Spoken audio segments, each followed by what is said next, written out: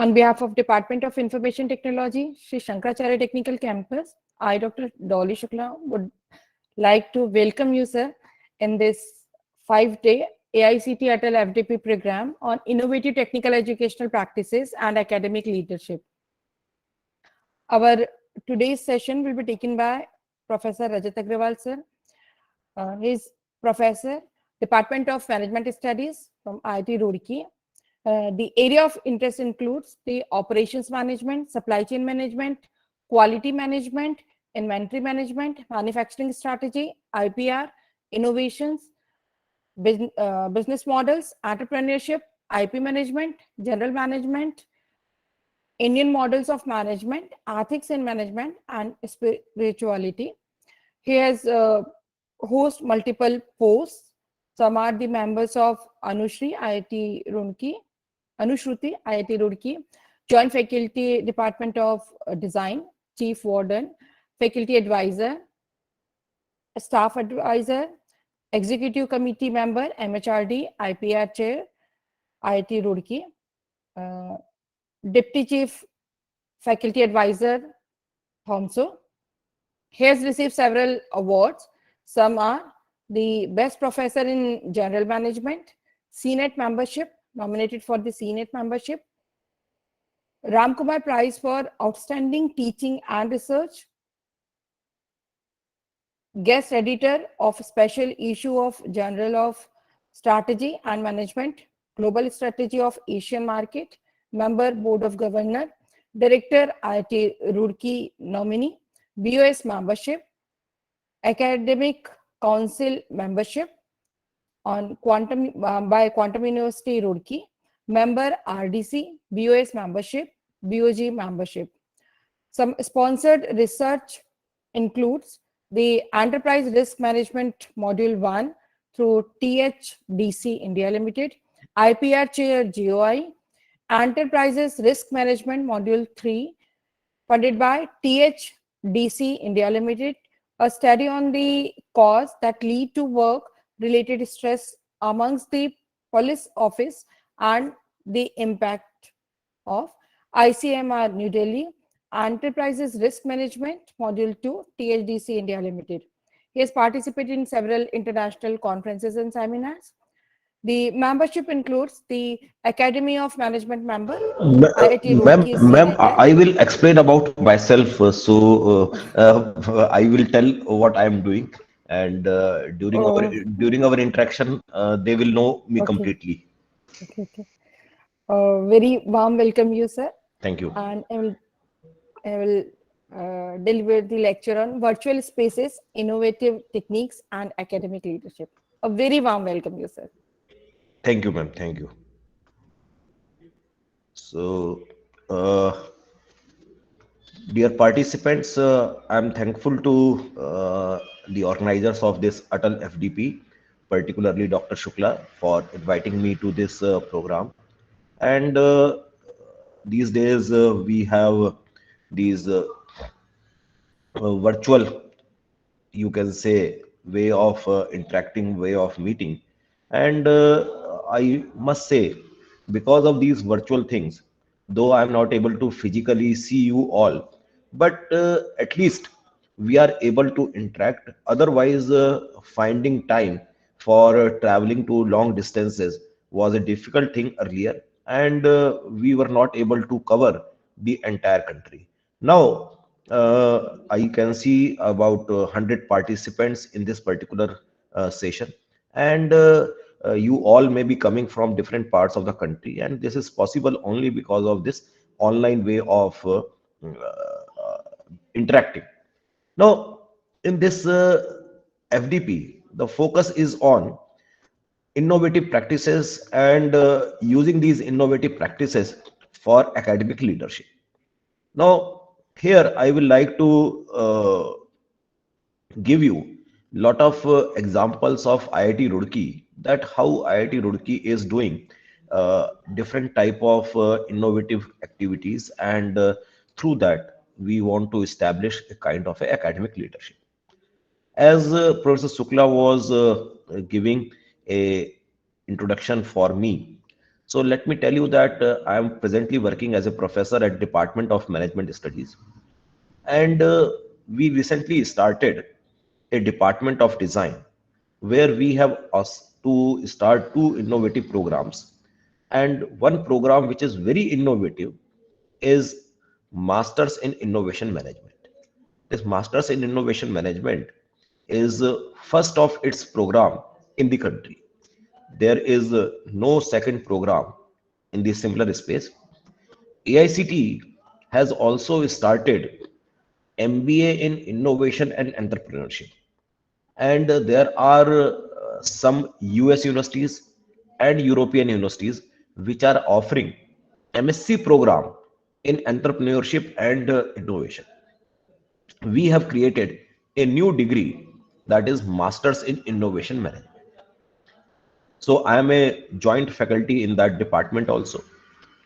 And this is a beauty of IIT system, that while you are professor or a faculty member of a parent department, you can also be a joint faculty in some other department. I'm also looking after some institute level responsibilities as a associate dean of innovation and incubation. During our discussion, we will see that innovation and incubation are very important part of academic journey of any institution. I am also looking after the responsibilities of IPR chair. IPR chair is a government of India initiative, and different types of uh, central universities, law universities, and IITs. They have this IPR chair. So I am also one of the IPR chair, and this chair is housed at IIT Roorkee. So with this brief introduction, let me go to title of the discussion. Since all of us are from higher education area, you are able to see my PPT? Hello?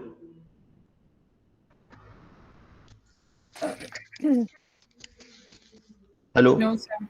No, sir, No, no. You are not able to see my PPT? No, sir. no, sir. Oh, so I have shared these PPT. So where? Hmm. According to me, the PPT is shared.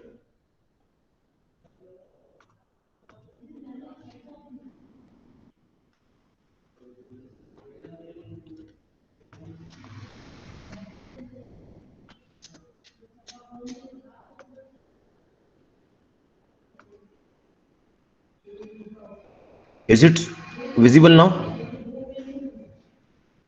Yes, sir. Now it's visible. Yes, sir. Okay. Is it visible now? Yes, sir. Okay. Yes. So the first slide was simply the title slide. There was title and my coordinates. Now, to go further in this topic, and since we all are faculty members, we will appreciate if we can have more discussion on these aspects. So let us not make it monologue. Let us keep it more interactive, and whatever doubts you have, or whatever you can say uh, kind of myth you have, so we can use this opportunity for next 1 hour, so that our myths can be removed. We can have a correct understanding of the scenario. Now, in this case, first, let us understand the evolving challenges of higher education. Traditionally, in a degree college, in a university, in an institute, primary role of a teacher was teaching and research.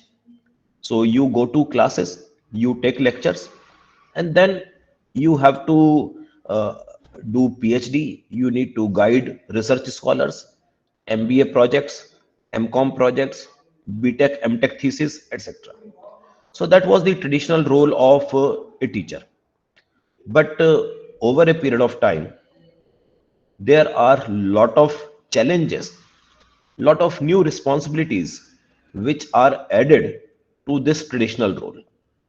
And I have tried to note down all those challenges which are there in front of us, because we are the professors, we are the faculty members of the current time. So we have to deal with all such challenges. One is teaching, research is obviously there, no compromise on that. But nowadays, lot of extension activities are also required. What is your contribution to the society? Some of you may argue that we are preparing human resource for the country. So that is the biggest contribution of higher education institutions to the society. But this role is now taken for granted, and it is expected that there should be more direct benefit, more direct contribution from the colleges to the society. So that is a new challenge, that how to be more relevant for the society.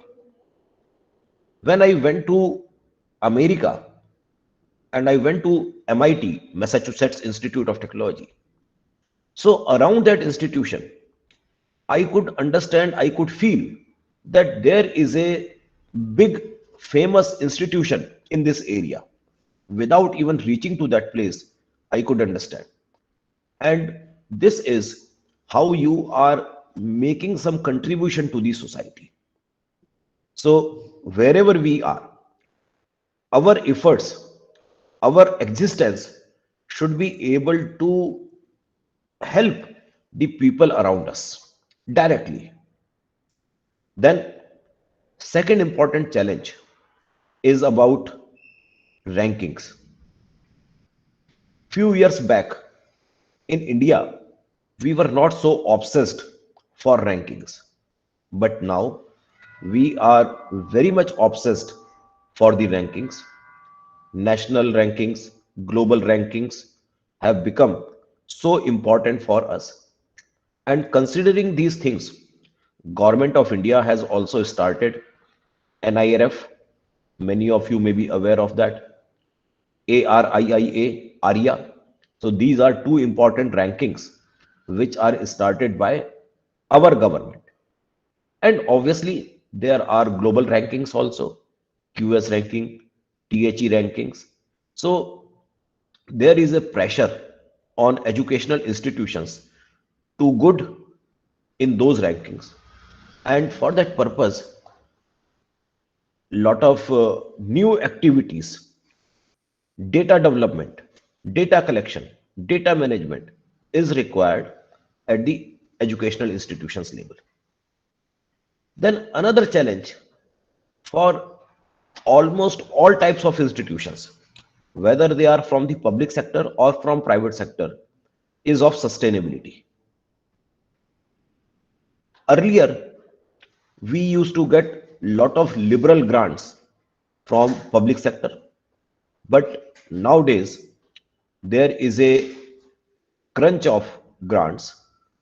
We need to generate our own resources, and that is another pressure on the educational institutions. We need to see how our seats are filled. We need to see how we get funding for our lab development, for building development, or for other kind of research activities. So sustainability is also a very important issue in this case. Just a second, just for 1 second.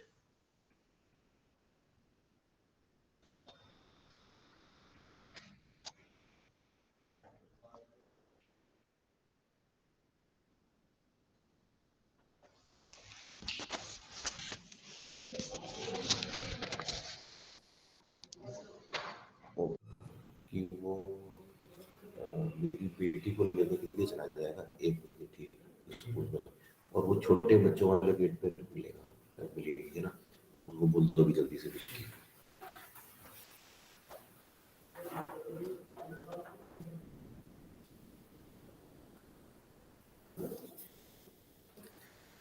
So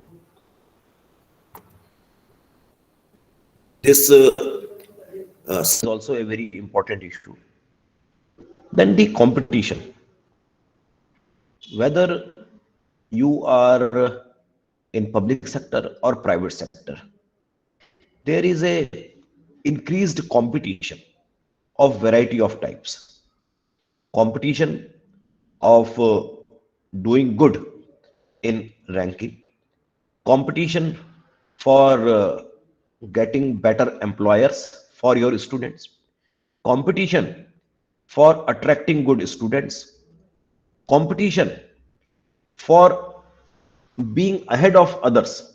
So even educational institutions are facing the heat of competition.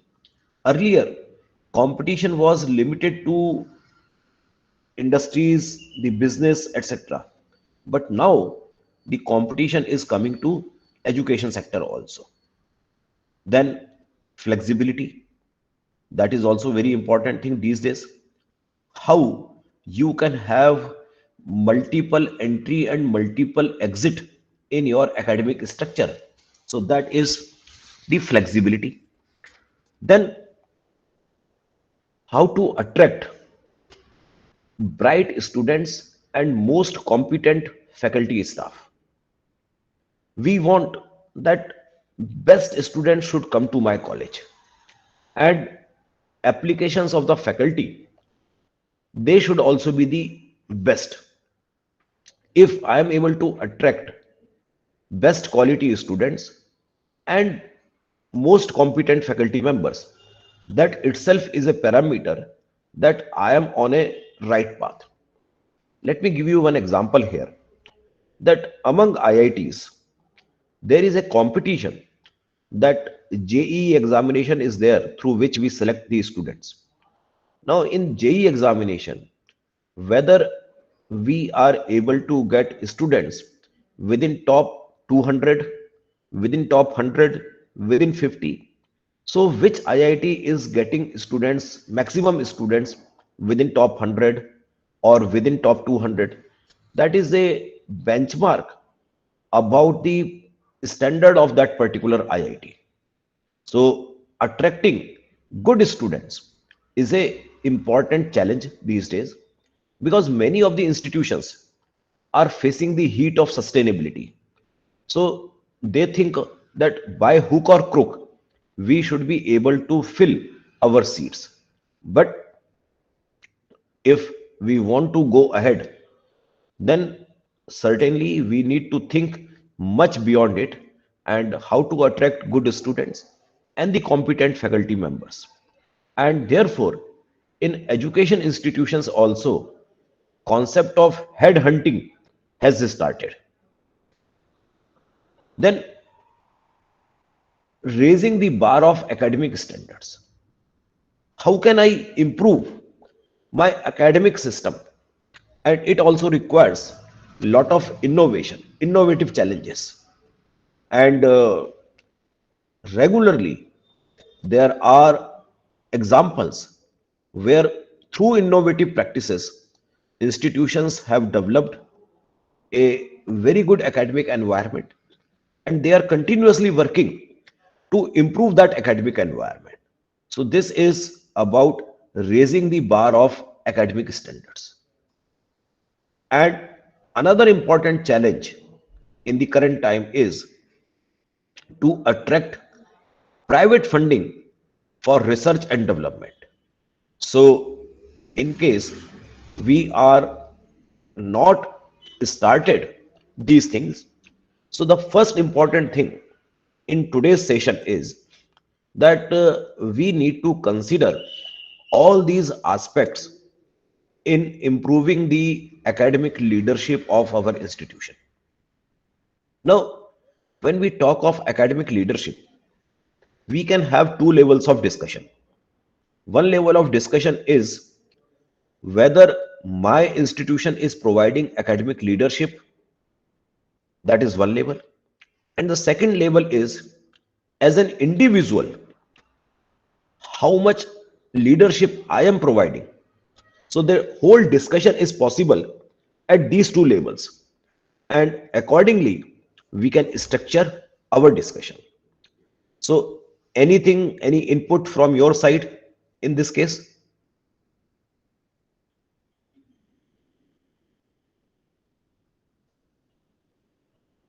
Hello? Hello?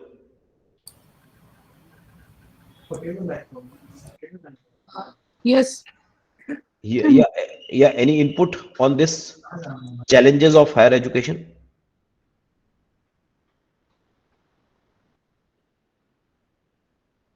Hello?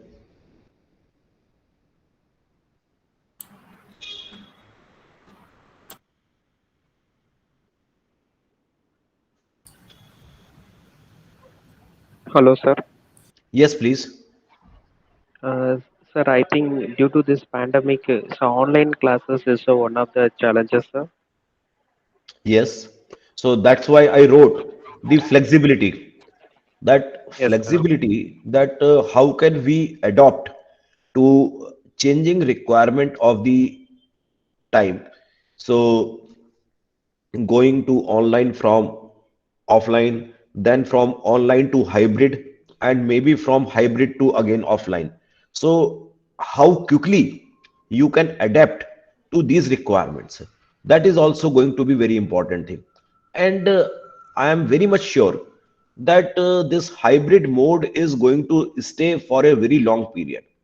Most of these FDPs, etc., will now be only on online mode because it saves the cost, it saves the effort, and you are able to get lot of resource persons from different places, which are not possible in a completely offline system of delivery. So yes, pandemic has forced us to think seriously about flexibility, that how can we have more flexibility in our academic system. Fully agreed.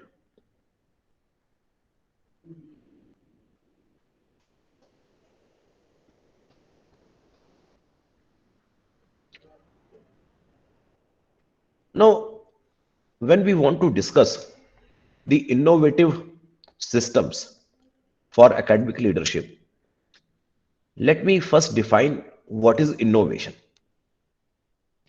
I define innovation with the help of these three I's. There has to be a new idea. So, idea is very important. Without new idea, innovation is not possible. So, continuously, we need new ideas for developing innovation in our systems. Then those ideas should be implemented. There has to be proper implementation of these ideas. And after implementation of these ideas, we must find some impact of the idea. So, idea, implementation, and with these three I's, I try to define innovation. Since we are talking of educational institutions, so this impact is in the form of uh, better ranking of our colleges, better accreditation of our colleges, availability of more funds for the college, better infrastructure for college. So generally, in our case, the impact will be in non-financial terms. But the same thing, if you take to a business, in that case, impact may be more profit, impact can be less cost, impact can be more market share, etc. So, in whatever segment you are, based on that, your impact is to be decided. So, you have to decide how to measure the impact of your idea. But please remember, we are discussing this concept of innovation in context of academic leadership. But this definition of innovation is applicable across the segments. Wherever you want to talk of innovation, you see that how a new idea is implemented, and after implementation of that idea, whether it is creating some impact or not. If idea is only implemented without impact, it is known as invention. So idea implementation, that means you are doing something at your lab level. So lab level activity is invention. And when you take that lab level activity to the market, then it becomes innovation. So innovation is very closely related with the impact. So once we have understood what is the concept of innovation, that it is idea, implementation, and impact. And as I said, I am again emphasizing that this is going to be very, very useful, universal definition of innovation. Now, with respect to higher educational institutions, for academic leadership, innovative practices are possible in teaching, in admission process, in our evaluation process, in research activities, and in overall management of your organization. So, in all these aspects, the innovative practices are possible. Hello, So the slides are not moving. slides are not moving. Hmm. Why?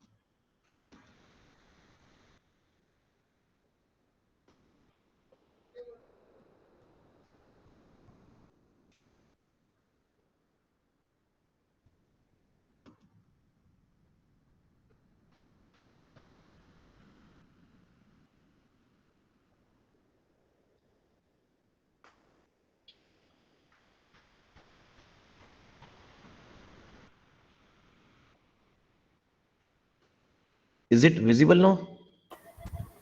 Yes, sir. Innovative practices in HEI. Yeah, that's it. Yes, sir. So, could you see this definition of innovation? What is innovation? And now it is on that slide.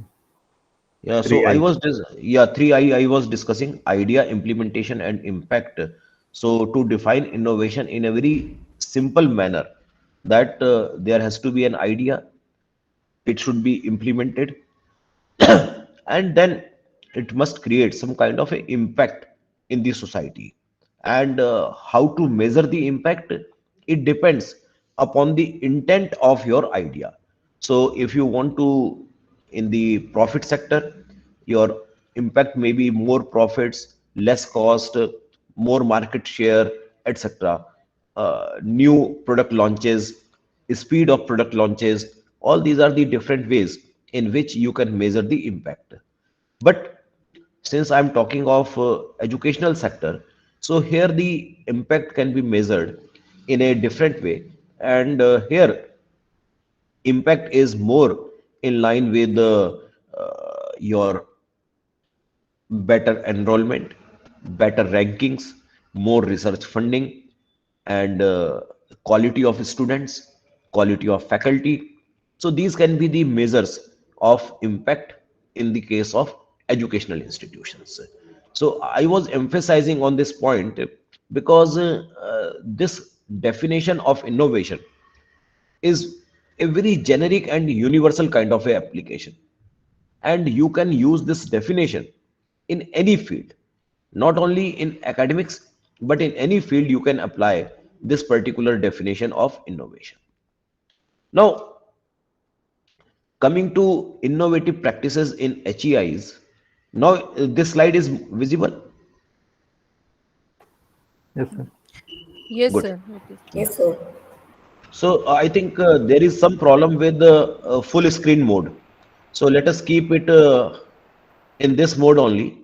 So whenever I'm going for the presentation mode, in that case, slides are not moving. It appears like that.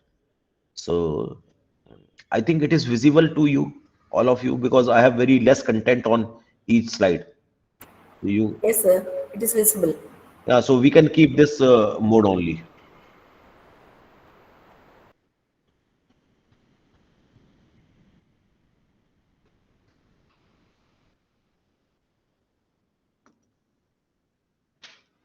So when I talk of innovative practices in HEIs, you can do a lot of innovation in teaching. You can do innovation in admission process.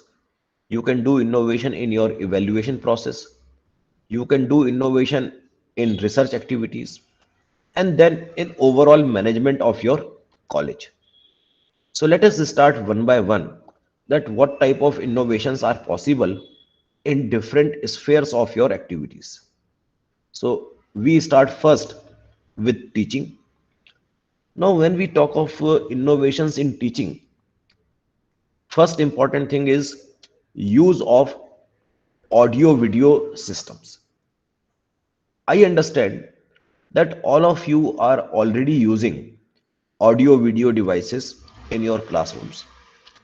Now, it is up to us that how effectively you are using them for your classroom delivery, how effectively you are using them.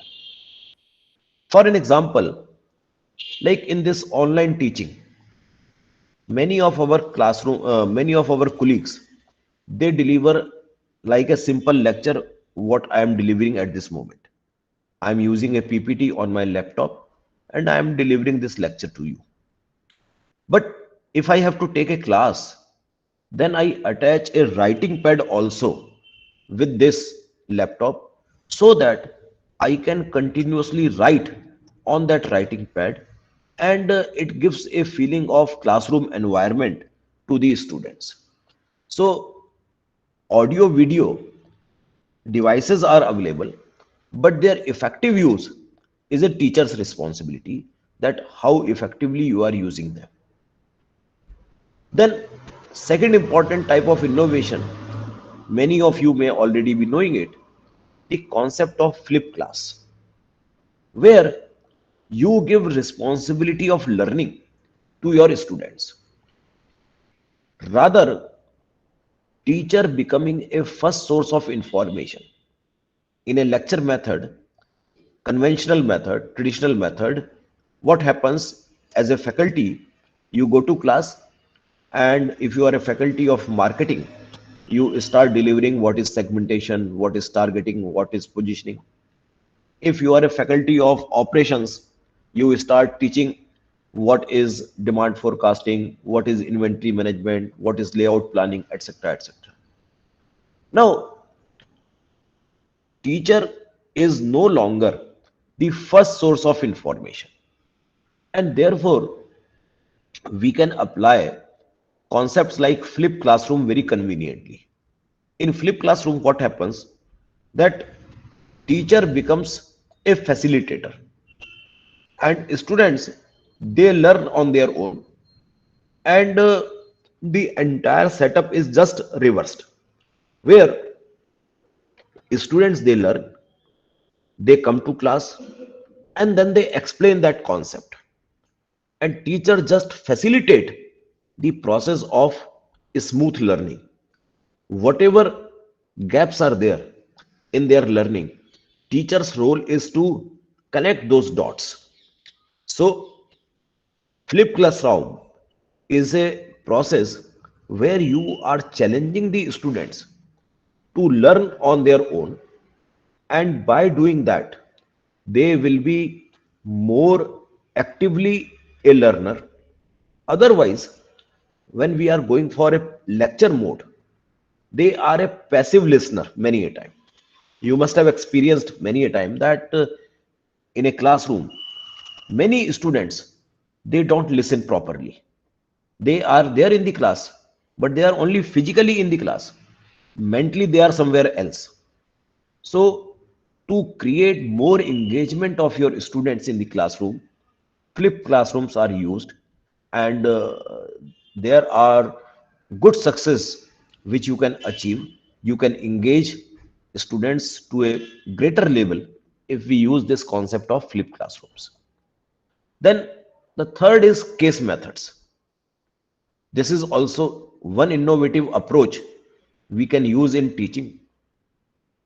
Right now in India, I was told that most of you are from the management discipline. So we use cases which are available maybe from Harvard case collection or from European case clearing houses. So these are the two very important sources of case for us.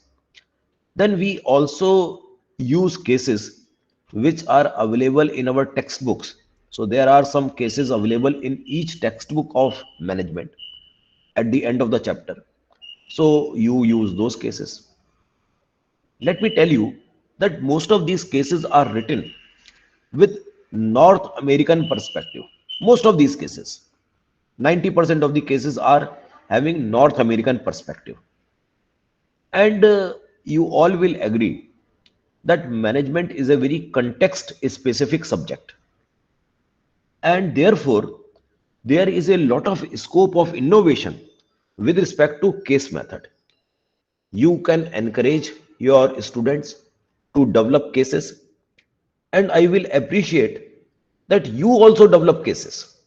It will help your research profile also. And when you have your local cases, you will have more confidence in delivering those cases, and you will be more engaged, and you can explain so many contextual things around that case. So effective use of case method is also a very important innovation at our higher education institutions. Case method is limited to only some elite institutions.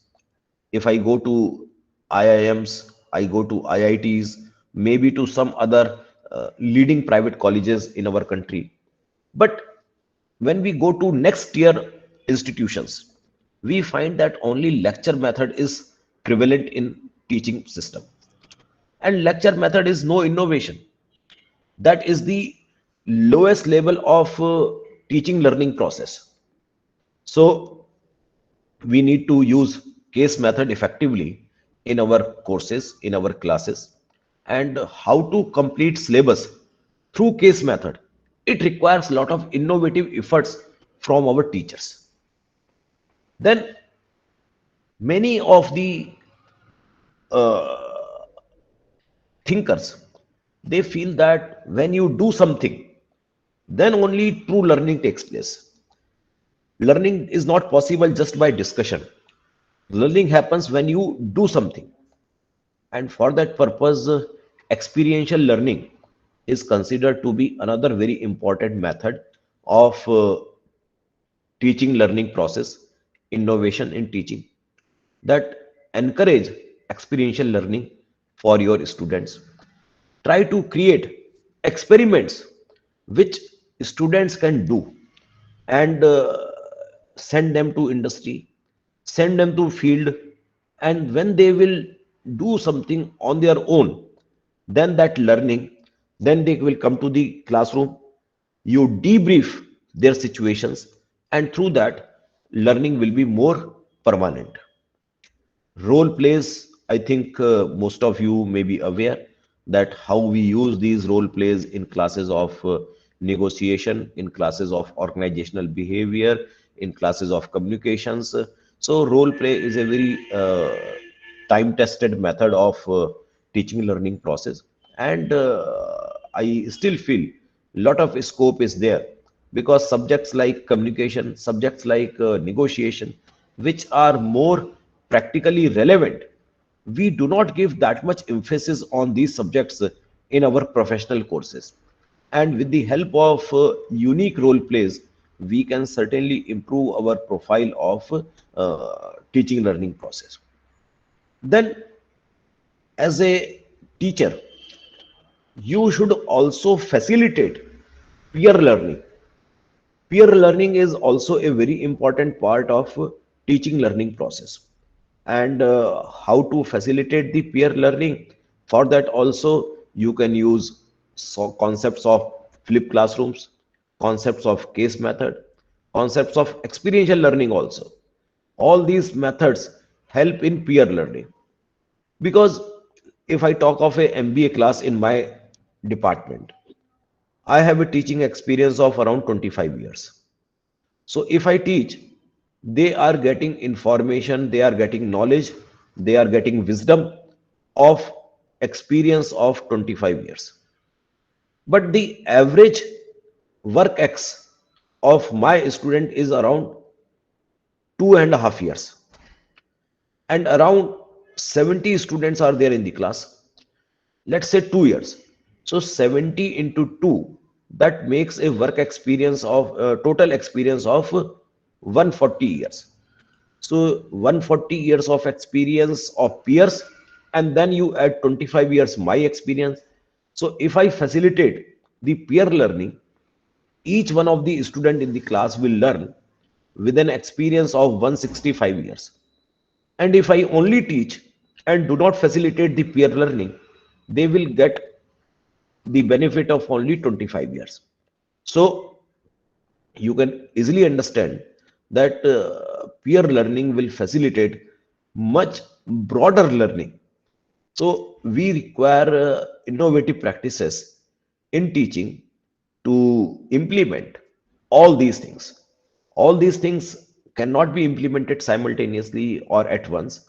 We need to have a system where one after the other you can regularly implement, you can go on a path of continuous improvement. Then innovations in the admission process. One very important thing which is relevant for various rankings, that how to improve diversity in your class. And diversity with respect to gender, diversity with respect to states from where the students are coming, diversity with respect to academic backgrounds, diversity with respect to their prior work experience. And to encourage diversity, we need to create different type of incentives, different types of benchmarks, so that you can have a well diversified class. Those who are from management disciplines, they must appreciate that if you have a diversified class, it's a different kind of pleasure to teach that class, because of different perspectives. When you are doing a case analysis, if all engineers are sitting in the class, so they all will think in one single direction. But when you have a class where you have students coming from different background, so their thought process is also different, and then you get multiple perspectives. So this is one very important thing to ensure diversity in your classes through admission, carefully designed admission process. How you use social media for your classes, for your admission process. This is another important part of your this admission process. How to attract better and better talent to your college. Use of existing students for handling the admission process. In all good institutions, the existing students, they play very important vital role in handling the entire admission process. I know that in so many colleges, universities, our non-teaching staff is more involved in handling the admission process. But we must ensure that there should be larger participation of our existing students in admission process. Then when the process is on, how to facilitate more interaction with the students, with the prospective candidates. Because when you are able to provide more information, more data, if you are able to counsel the student will feel good, and that will result into higher admissions, higher turnouts. And that is also possible these days through proper use of technology. Different universities I know, they use some kind of a AI algorithms, and through that AI algorithm they develop their chat windows, and through that chat windows they are interacting with the prospective candidates. And as part of innovation, another important thing is to digitize the entire process of admission. And when I'm saying digitization of the entire process, so this also includes the payment of application fee, etc. All those things are part of your innovations in admission process. The next is innovation in evaluation process. You see, in any academic institution, there are two things which require maximum transparency. One is your admission process, and second is your evaluation process. If you have these two systems completely transparent, then you start creating goodwill for your organization. So we just discussed that how admission process and something innovative is being done. Now in the evaluation process, so generally most of our colleges are affiliated to some state technical university or state professional courses university, etc. So all these things which we are discussing are subject to the scope of that affiliating university. Now, one simple innovation which we all should do, that try to spread the evaluation process, at least the evaluation process related to sessional activities or classwork activities, that should be spread over the entire semester period. Don't just keep a single exam of your CWS or midterm or sessional type of work. You should spread the evaluation process for the entire duration of the semester. So this will be a kind of a constant learning process. And I particularly follow for my own classes that I take regular 5-minute quizzes in lectures based on the content discussed in the last lecture. And students are aware that almost every alternate lecture there will be a quiz, and therefore there are two very interesting things which happen. One is the attendance, and second, they are always ready, they are always war ready, because every alternate day there can be a quiz.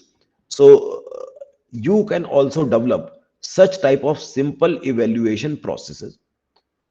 And another very important thing, when you are, I am sure that you are already aware of how to frame the questions, how to frame the quizzes, etc.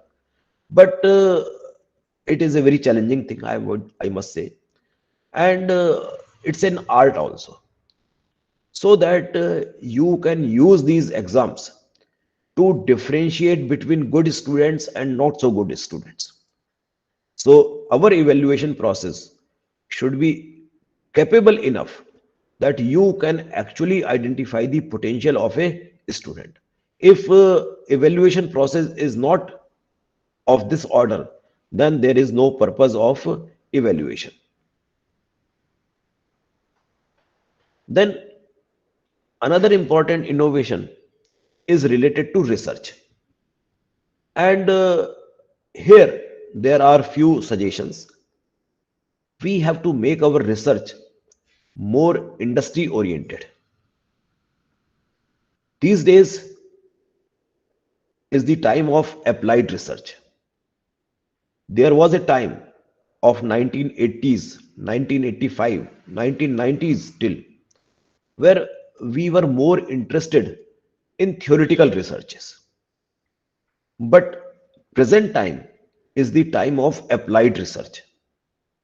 If your research is not practically applicable, it will not have significant value. When I was doing my PhD, at that time, anybody used to ask, what is the theoretical contribution of your research? And if you used to say at that time, if it is a application oriented research, people used to give less respect to that research scholar. But now the tables are turned, and in this changed environment, we expect more application oriented researches.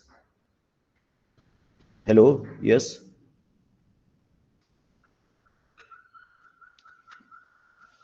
hello.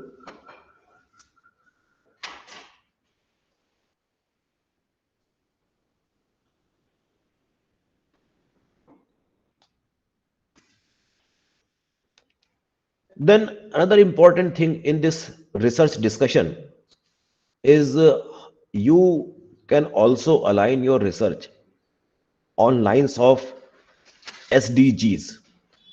SDG means Sustainable Development Goals.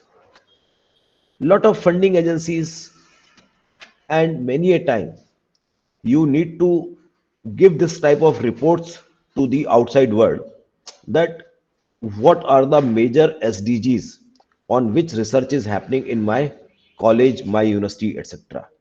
So this is another dimension which is added these days in our research profile. Always find societal impact of your research. Very important thing these days.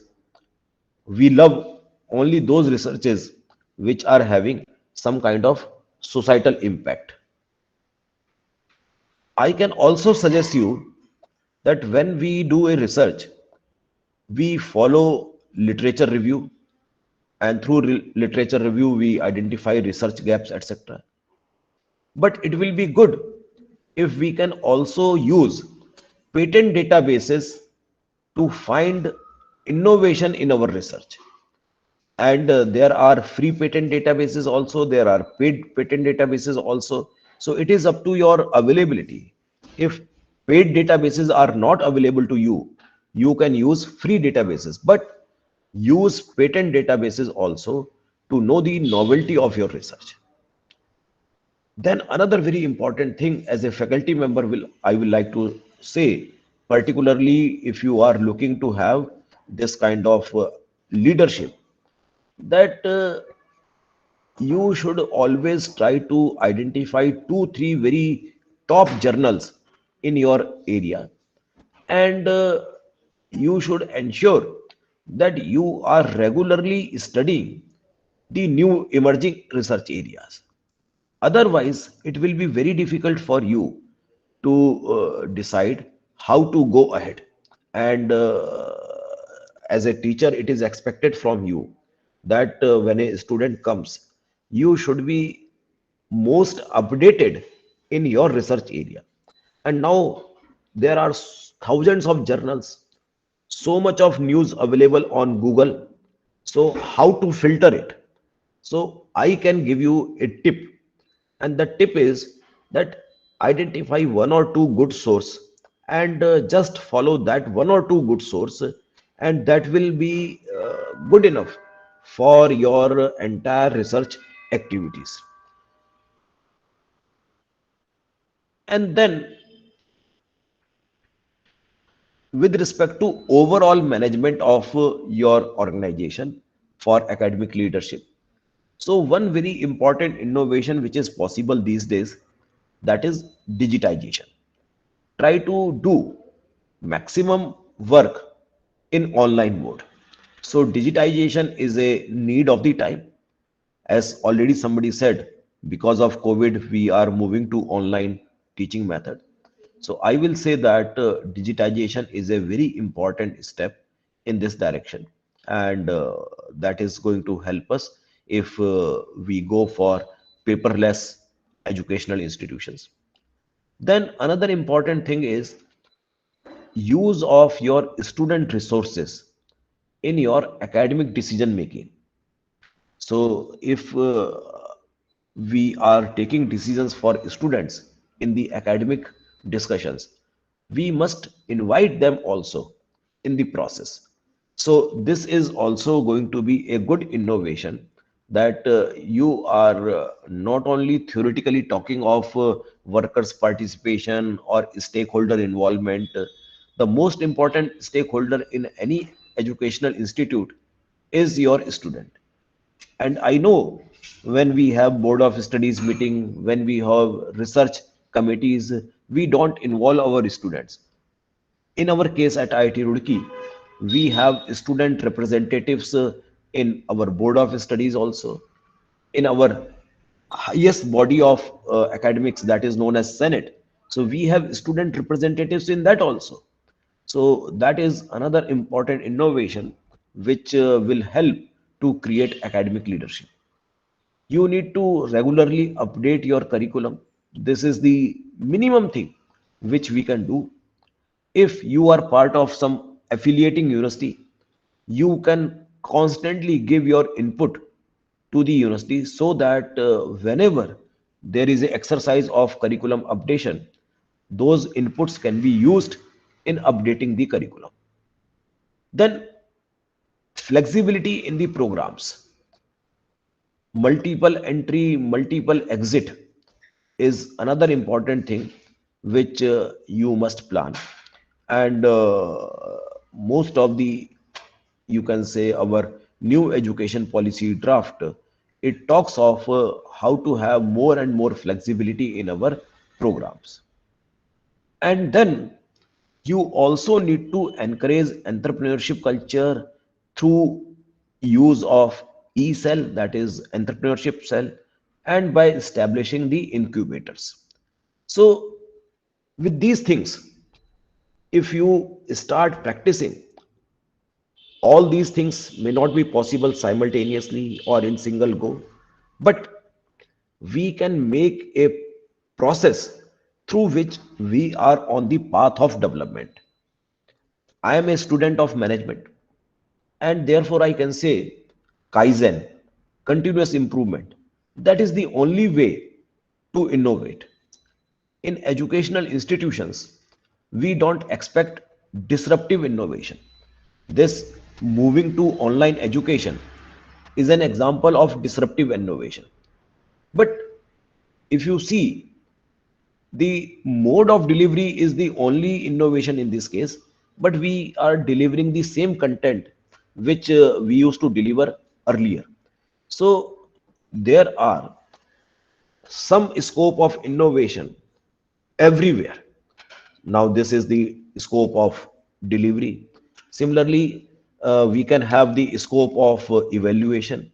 We can have scope of management of our resources. So whatever scope is there, if philosophy is that we should continuously innovate, then only we will be on a path of development. So with this, we come to end of this particular uh, session from my side. Now I expect from you to have some kind of a question answer, some discussions, so that we can use some time, maybe 5 minutes. I know the session is up to 1:30, but we can take 5 minutes time for discussion.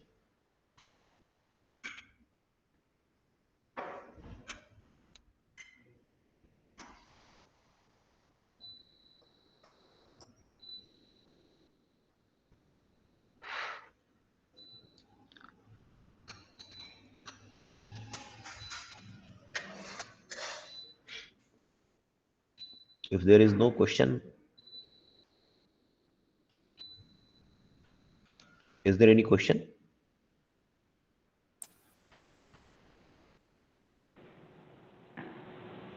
Participants, any query, please? No, ma'am, no question from my side.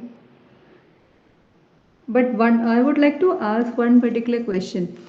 Sir, actually, it has been observed that nowadays, even if we are running this management institutions, the students are not taking this academics in a very serious manner, and the vision with which these management institutions which we are setting up, we think that we want to group future leaders. So, how can we instill that leadership skills in the students? Yeah, so this requires a lot of revamping with respect to our teaching learning process. So when, as I said, we are only talking in terms of lecture mode delivery, they are not interested because whatever PPTs, etc., you are delivering to the class, same PPTs are available through Google, and your student already had all that material which you are delivering in the class. So therefore he may not be so interested. He is more interested in that degree, the certificate which your college will provide. He is not interested in the knowledge because probably he is not getting that type of knowledge in the class. And as a teacher, I have understood that my role is to facilitate the learning process. And since I know that learning is with respect to creating future leaders, so unless until their multiple perspectives get opened in the mind, they will not be good leaders. And for that purpose, if I use effectively case study method, if I use effectively experiential learning, they will come, they will be the part of your classroom discussions, they will be part of your field activities. So give less focus on traditional lecture method and use more innovative methods of learning, then you will be able to create a better learning environment in your systems, and that will benefit students.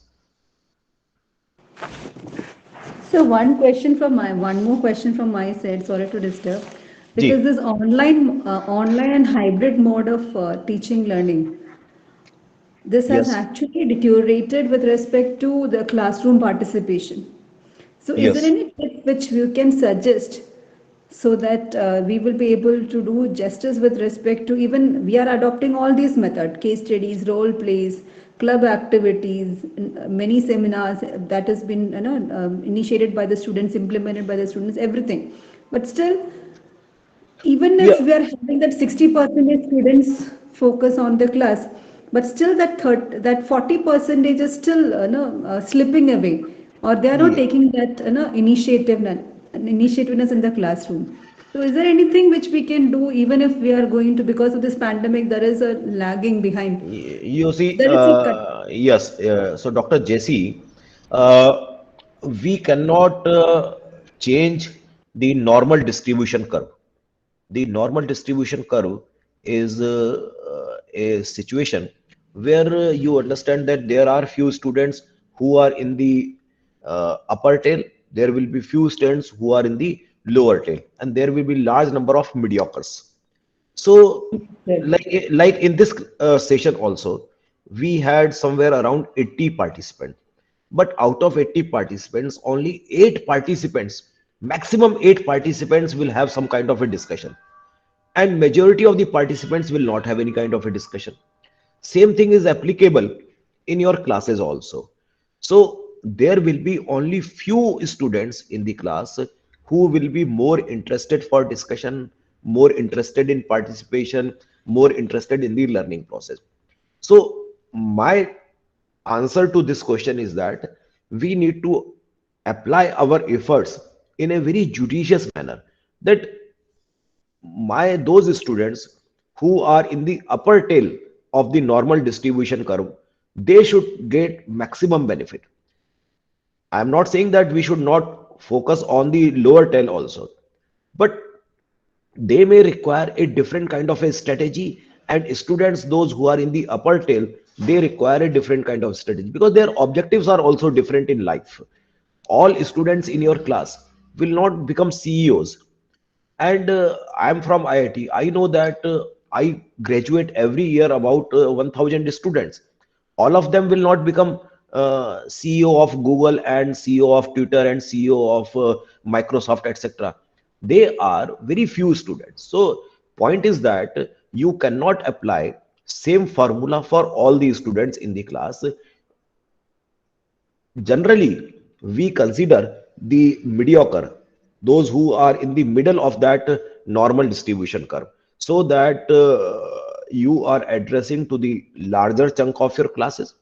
Then you can give some extra emphasis on the upper tail, and you can customize some requirements. Maybe those who are in the lower tail, case method may not work for them because they have to read the entire case, a 10-page case, a 15-page case. They are more habitual of getting some kind of a ready-made masala for them. So the requirement of different types of students are different. In our management, if you are a student of human resource management, so theory X, theory Y, theory Z, all these theories are practically useful in our classroom also. Each student has a unique requirement, and as a teacher you need to understand that unique requirement of the group of students, and then accordingly you can prescribe some solution. Okay, sir. Thank you. Ji ma'am.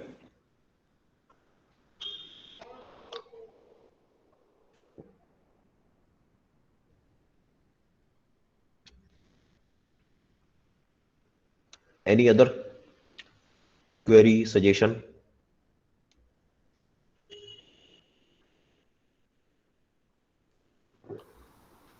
Sir, Yes. regarding this three I's, idea, implementation, and impact. Yes. Before we go for implementation, should we look at the impact at a not at the physical level, but at least at the level which we can, if it is feasible, then only we should go for implementation, right? You see, those things these days are taken care in a approach known as design thinking. So in design thinking approach, these days we are in a very fast mode of implementation. Otherwise, what happens that if you do too much of analysis, too much of feasibility analysis, you will lose the time of innovation. So these days, the approach is that do it again and again. You may fail again and again, but fail with less cost. If you do too much of analysis, then also there is no guarantee of success, and then the cost of failure will be much high. So fail cheap, fail again, fail cheap, fail again. That is the principle of innovation these days. So I will say, as soon as idea comes to you, start implementing immediately, and many a time during the implementation stage itself, you will get a lot of inputs, and accordingly you can customize, accordingly you can modify the implementation process or the idea itself. So it's not a straight line that idea comes and then you are implementing and then impact you will see. It is a iterative process. From idea to implementation there may be some iteration, and then you may either modify your idea, either you may modify your implementation process, and then you will see the impact. I think I can take you to a very different story. Our independence movement, India's independence movement, we can get lot of innovation, that how our leaders used innovative approaches. The whole idea of Mahatma Gandhi, how Mahatma Gandhi used the concept of non-violence for the freedom movement. It is an excellent example of innovation. So it is, and in that also, Mahatma Gandhi tried multiple things, and you all know that popular Dandi March for salt related law. That is an excellent example that how innovation was done for exciting people, creating that kind of a environment for India's freedom movement. So I will say that don't put too much of efforts for feasibility analysis. If a new idea comes to you, start implementing that idea as early as possible. Great example. Thanks, sir.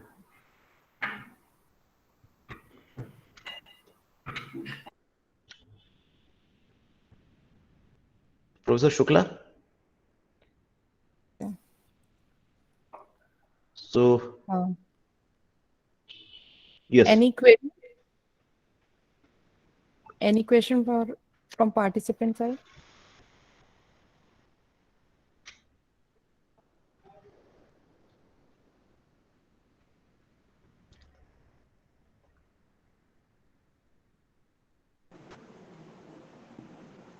I think there is no more question, ma'am.